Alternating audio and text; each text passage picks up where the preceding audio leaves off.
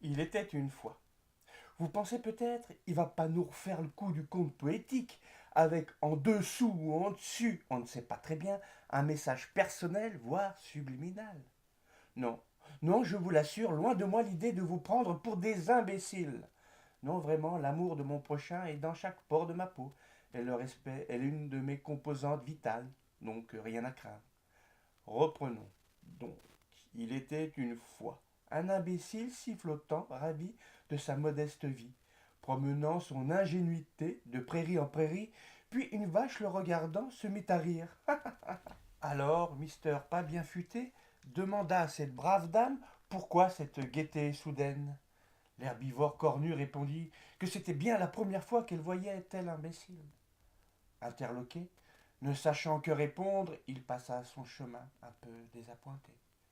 Reprenant bien vite cette si belle humeur, avec sa démarche particulière, il allait par ici, par là, croisant au détour d'un chemin un vieux tracteur, qui, à sa vue, tout sauta.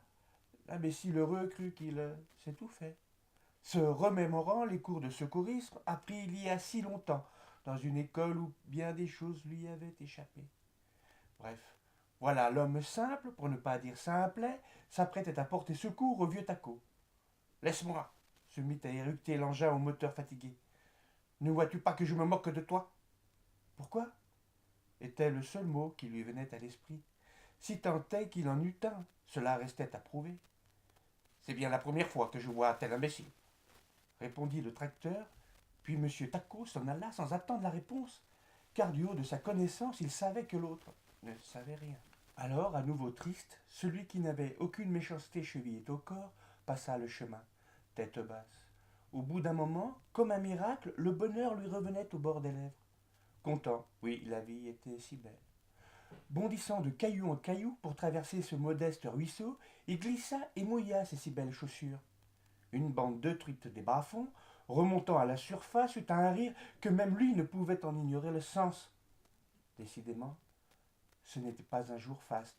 Pourquoi tant de gens hostiles pensait simplement l'être simple. Allongé, regardant le soleil, il finit par deviner. Oui, la béatitude était à nouveau au rendez-vous. Décidément, ce personnage n'est vraiment pas bien futé, n'est-ce pas? Soudainement, le soleil voila sa face et grommela, d'un ton qui n'admettait aucune réponse. Je refuse de briller pour un imbécile, fût-il heureux. Que faire? Le Jobastre voulait seulement exister. Était-ce un crime? Il n'avait bien entendu par la réponse à cette modeste question. Se remémorant les temps anciens, à présent il regrettait le temps passé dans cette modeste salle de classe, où du côté de la fenêtre, regardant passer les hirondelles, rêvassant, bien des choses lui manquaient à présent dans son bagage.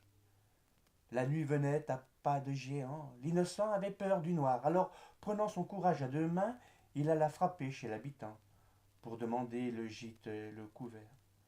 À son grand étonnement, il fut accueilli avec gentillesse, puis à table une conversation. On finit par lui demander son avis. Mon Dieu, il fit du mieux qu'il put.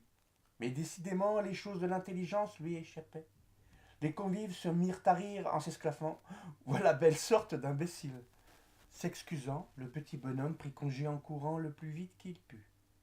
La nuit, soudainement, devenait son allié le plus sûr. Alors il se posa là, sur ce billot de bois, à la manière du penseur de Rodin. Hé, toi, oui, toi, chuchota une petite voix. Regardant de droite et de gauche, l'imbécile qui n'était plus heureux finit par se demander s'il est en plus il ne commençait pas à devenir fou. Regarde en bas, reprit la petite voix, à côté de ton pied gauche. Baissant la tête, le naïf reconnut un brin d'herbe. Dis, pourquoi es-tu si triste? Bien, voilà, la différence est mienne, et j'ai la particularité d'être un peu simplet, ce qui gêne mes interlocuteurs, qui finissent toujours par se moquer de moi. Moque-toi des moqueurs, dit la brindille remuant au vent. Regarde-moi, les gens me marchent continuellement dessus, sans me prêter attention, alors de temps en temps je prends un malin plaisir à faire glisser et tomber. Vois-tu, les intelligents, dans certaines occasions, n'ont pas l'air bien malins, et cela me fait rire à m'en faire mal au boyau. Alors va, et sache que dans ce bas monde, chacun est à sa place, et ta différence enrichit les autres. Va, et sois heureux. Décidément, ce brin d'herbe était philosophe.